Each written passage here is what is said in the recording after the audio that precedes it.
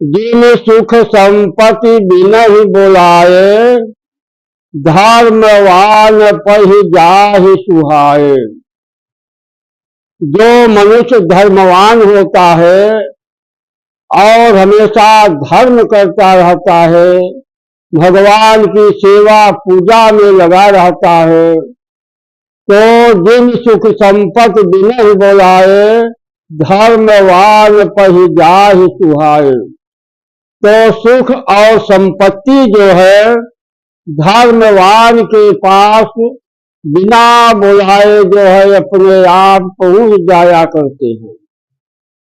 उनको बुलाना नहीं पड़ता और न उसके विषय में सोचना ही पड़ता है। सुख और संपत्ति भगवान के भक्त के पास, धर्मवान के पास बिना बुलाए ही पहुंच जाते हैं। तो धर्म में और भगवान के नाम में कितना बड़ा गुण है और कितनी बड़ी शक्ति है कि आप केवल अपना कार्य करते रहे और भगवान का नाम लेते रहे। दीन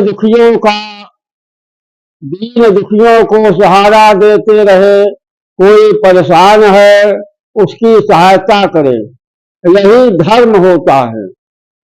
ऐसे मनुष्य के पास सुख संपत्ति जो है बिना बुलाए ही पहुंचा करते हैं। इसलिए भगवान का भजन और भगवान की भक्ति जो है बहुत ही जरूरी होती है। और मनुष्य चाहते हैं कि हम थोड़े ही काल में थोड़ा दिन पूजा पाठ कर ले, भगवान की सेवा करें, हमारे पास सुख संपत्ति वैभव सब कुछ प्राप्त हो जाए और हमारा जो संकट है वह सब दूर हो जाए। तो मनुष्य जो अच्छा कर्म खराब कर्म करता है उसका फल उसे भोगना पड़ता है, परंतु जो भगवान के भक्त होते हैं या भगवान के शरण में लगे रहते हैं, उनका जो है जो पाप कर्म का जो दुख है वह धीरे धीरे उसका क्षय होता जाता है और वह एक दिन जो है खत्म हो जाता है, उसका पाप जो है खत्म हो जाता है। क्योंकि जो भगवान का नाम लेते रहते हैं तो उसमें क्या होता है, सन्मुख होय जीव मोहि जबहि, जन्म कोटि अघनाश ही तबहि। मनुष्य जब किसी देवी देवता के मूर्ति के पास खड़ा होता है और उनका दर्शन करता है, उस समय उसके पिछला जितना भी पाप होता है वह सब नष्ट हो जाता है। कितनी बड़ी शक्ति और कितना बड़ा ताकत भगवान में है कि आपका दर्शन से पिछला पाप कर्म जो है नष्ट हो जाता है। इसलिए दर्शन के बाद अगर आप सत्य न बोले, कोई पाप कर्म न करे, तो आपको सुख ही सुख प्राप्त होता है। अब जैसे लोग कहते हैं कि मैं बहुत पूजा किया, पाठ किया, देवी देवताओं का दर्शन किया, तो भी हम परेशान रहते हैं, इसका क्या कारण है? और जो लोग कुछ नहीं कहते हुए सुखी रहते हैं। तो आपने भगवान का दर्शन पूजन किया और दर्शन के बाद जो आपका पाप कर्म था वह क्षय हो गया, उसका नाश हो गया। तो आपने दर्शन के बाद पुनः जब घर को आए, अपने स्थान को आए, तो आपने असत्य बोला होगा या किसी प्रकार का कोई पाप कर्म किया है, उसके कारण से आप परेशान हैं।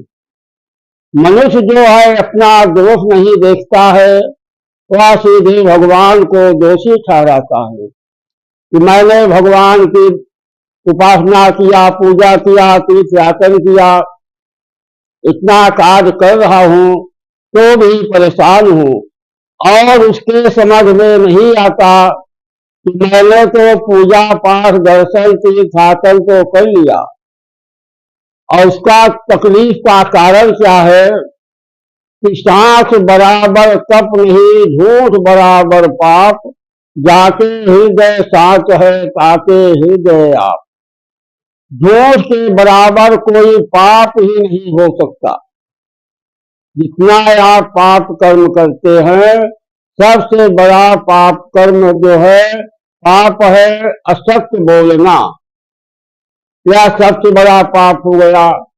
और असत्य जो है देखने में आपको बहुत छोटा दिखाई पड़ा, आपने थोड़े स्वार्थ बस या हंसी बस असत्य भाषण कर दिया, असत्य बोला। मनुष्य जो है अपने स्वार्थ बस असत्य बोलता है, और नहीं तो उसको असत्य बोलने की क्या जरूरत है।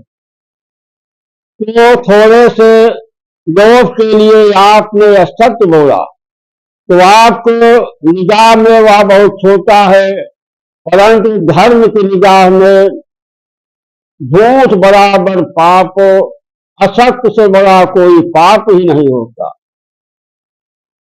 तो उसका दंड आप जो है आपको मिल गया, उसी के कारण जो है आप परेशान हो जाते। तो उधर दर्शन तो किया आपने, भगवान की सेवा पूजा किया, परंतु वहां से आने के बाद आपने अपने स्वार्थ बस या काम बनाने के लिए असत्य भाषण कर दिया, असत्य बोल दिया, तो वह सबसे बड़ा पाप हो गया। तो इसको उसका जो दंड है आपको मिलने लगा, और आप जो है परेशानी में आ गए। तो आप कहने लगे कि अभी हम सुबह भगवान का दर्शन करके आए हैं, कितना पूजा किया, कितना पाठ किया, या 2 दिन पहले करके आए हैं, तो भी परेशान हो रहे हैं। और आप जो है अपने कर्म को, अपने बारी पर ध्यान नहीं दे रहे हैं कि मैंने जो है असत्य कितना बोल दिया, उसी के कारण हमको परेशानी पर परेशानी आ रही है। इसलिए आप कितना भी पूजा पाठ करें, सब कुछ करें तो ठीक है, परंतु असत्य भाषण, असत्य बोलना जब तक आप नहीं बंद करेंगे, आपको किसी न किसी प्रकार की परेशानी आती रहेगी। जब भी परेशानी आएगी आपके ऊपर, आपका मन जो है भगवान के दर्शन से या भगवान की जो पूजा पाठ भजन कर रहे हैं, उससे आपका मन विमुख होने लगेगा, क्योंकि आपने अपनी गलती को नहीं देख रहे हैं कि हमसे क्या गलती हो रही है। जो छिपे तौर से प्रत्यक्ष में जो पाप कर्म होता है वो तो होता है, परंतु जो सबसे बड़ा पाप है असत्य, वह जो है आप पग पग पर बोल रहे हैं, थोड़े थोड़े समय में असत्य भाषण कर रहे हैं। मुख्य कारण जो है आपके परेशानी का यही है।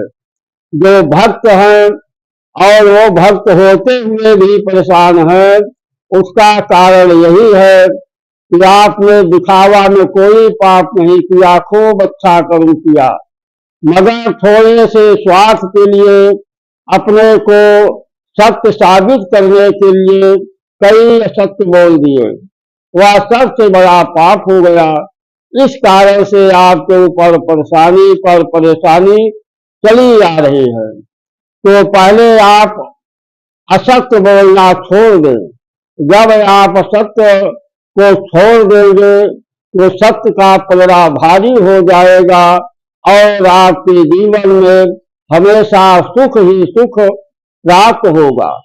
जो मनुष्य सत्य बोलता है, अब जैसे कहते हैं कि हमको पूजा पाठ किया, जब तब किया, तो जैसे मैंने कहा कि आप जो है 1.25 करोड़ जाप कीजिए या 51 लाख जाप कीजिए, जितना हो जाए जाप किए, आपके जीवन में सुख ही सुख की प्राप्ति होगी।